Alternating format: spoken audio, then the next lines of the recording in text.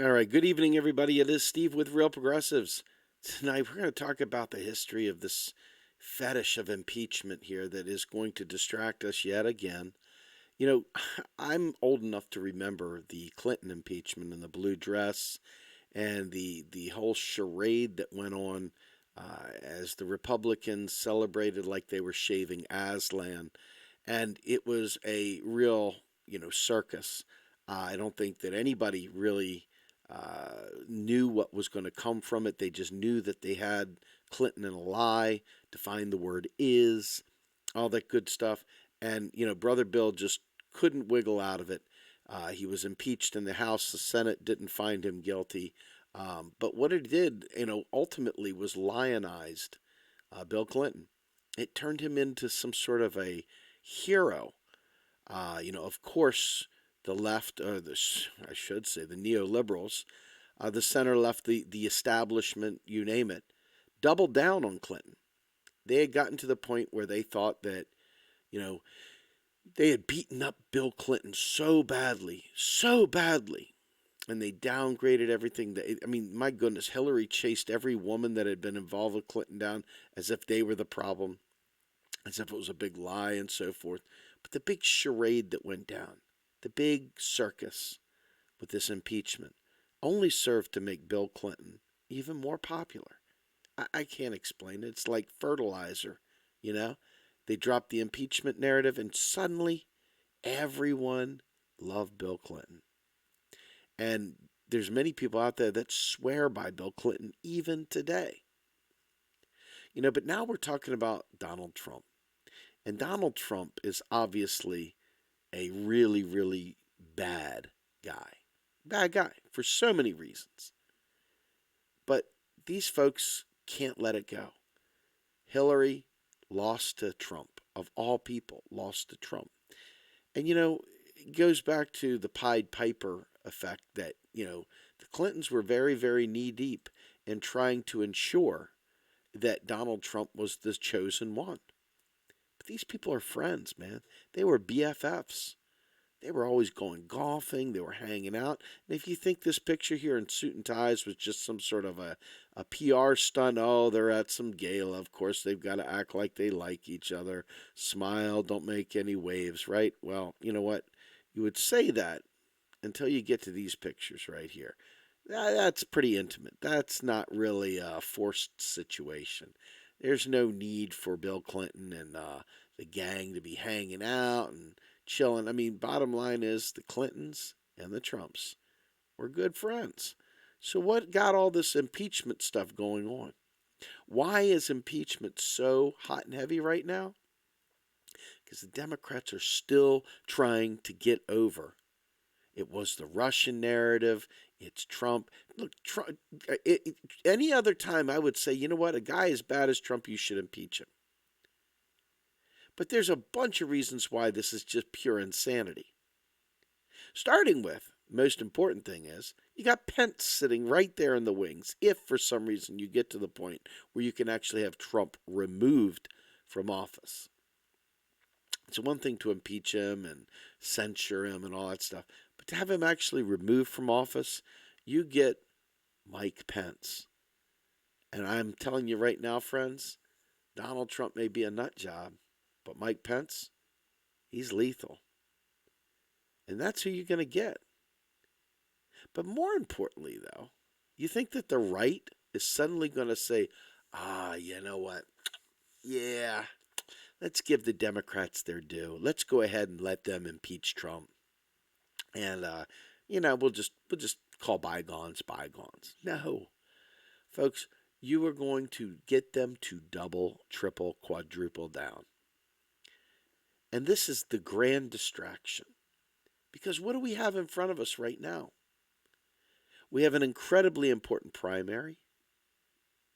We have an incredibly important set of legislative priorities, such as the Green New Deal.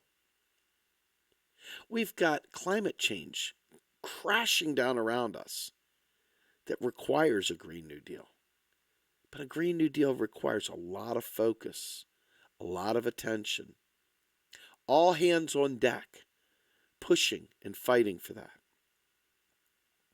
Now, some smartass will probably try and tell me, oh, we can walk and chew gum. Certainly, we can put the House and the Senate all up in arms to go ahead and try and impeach the President of the United States. And oh, yeah, they'll have plenty of time on their hands to go after a Green New Deal. It'll be wonderful. It'll be huge. Okay, I'm sure it'll work out just fine. Like I said, any other time, getting rid of a guy like Donald Trump would be pure bliss. But I want to talk to you about this article in the New York Times. This right here is a very important article,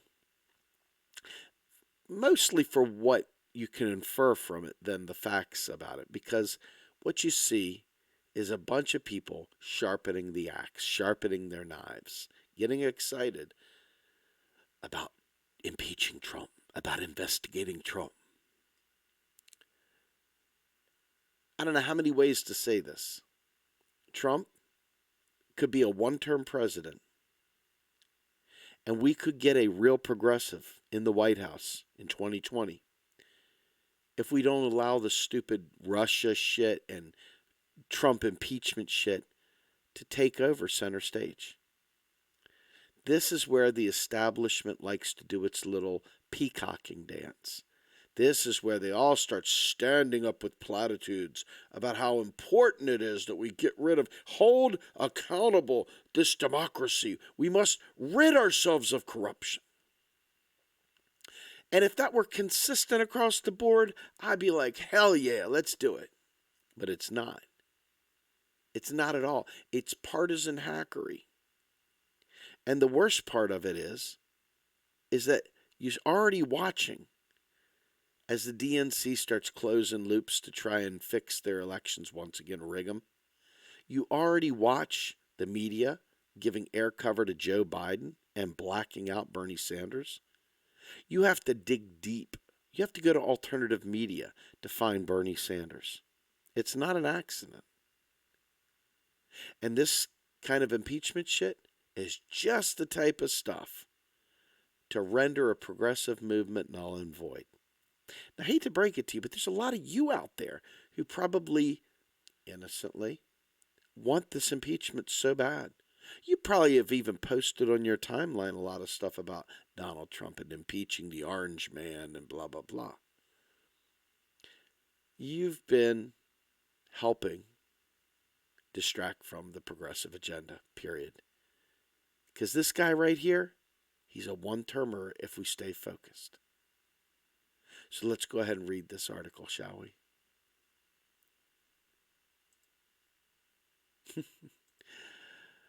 So as we go through this, it's by Nicholas Fandos.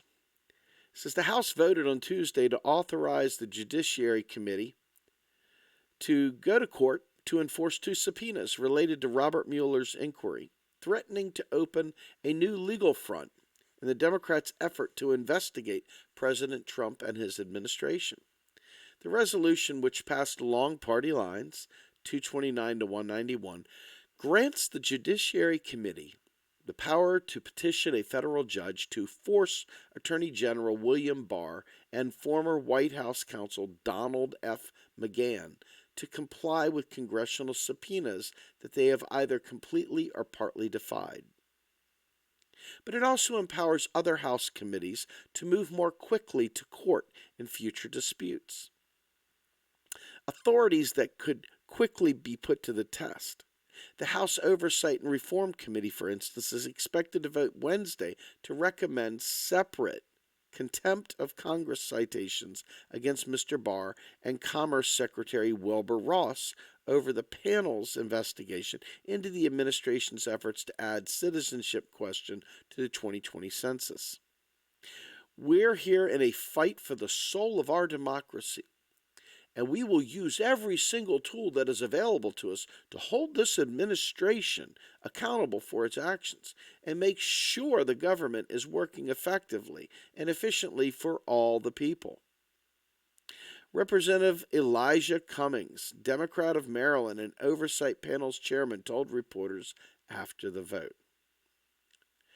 Now, despite earlier threats and recommendation from the Judiciary Committee, Democrats stopped short of formally holding let me pull this up, holding either Mr. Barr or Mr. McGahn in contempt of Congress for now, foregoing an accusation of a crime in favor of what they hope is continued leverage to force cooperation.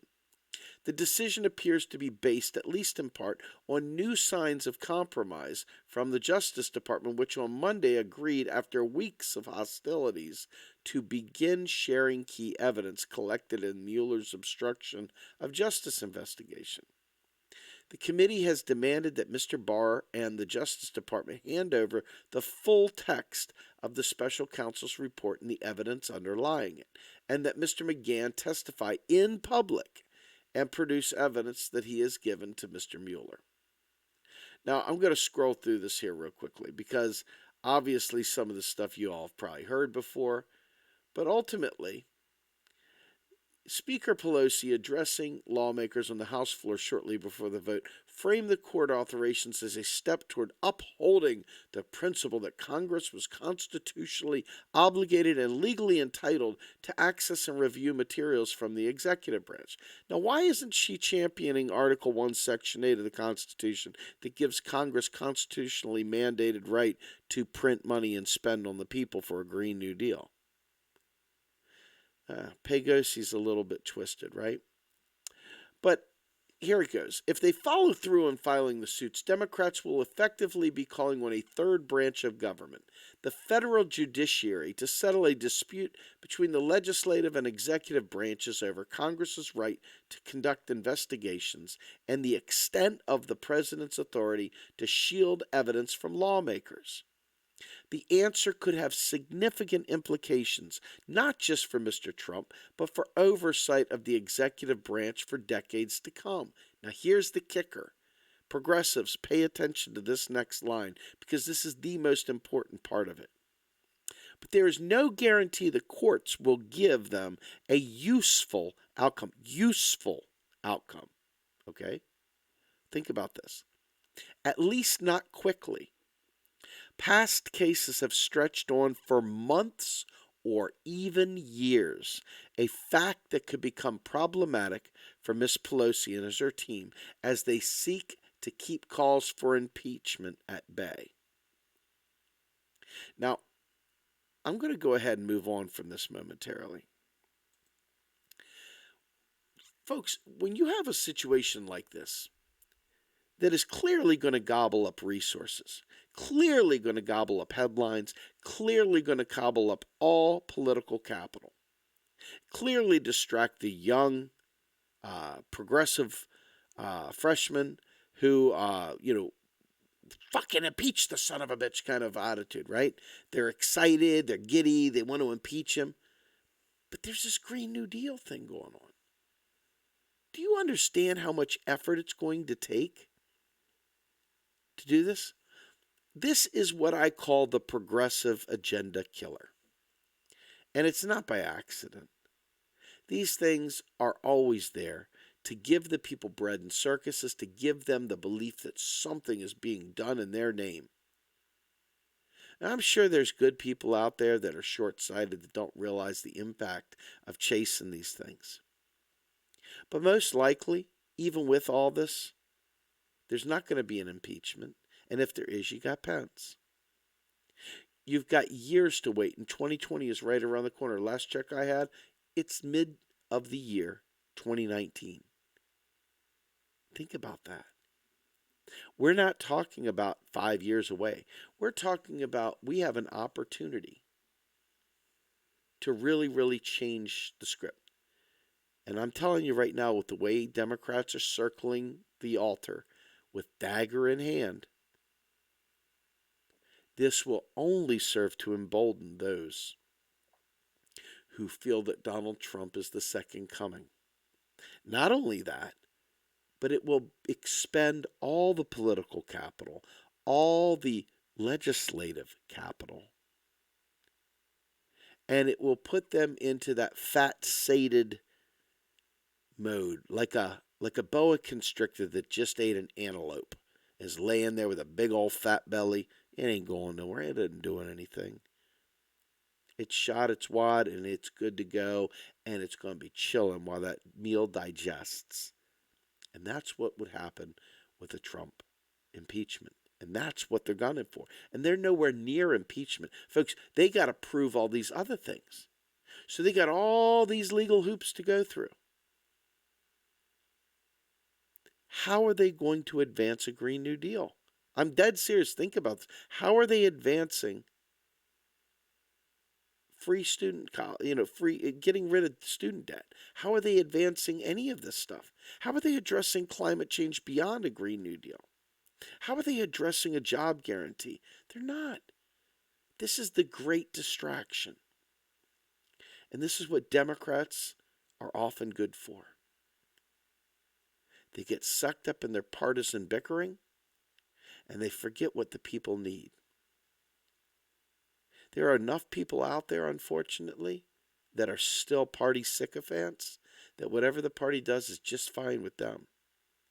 In no way, shape, or form am I giving air cover to Donald Trump. I cannot stand the SOB. I just want a progressive agenda. I want to save lives. I mean, for real. And this distraction, this is more business as usual. The status quo isn't going to save us from climate change.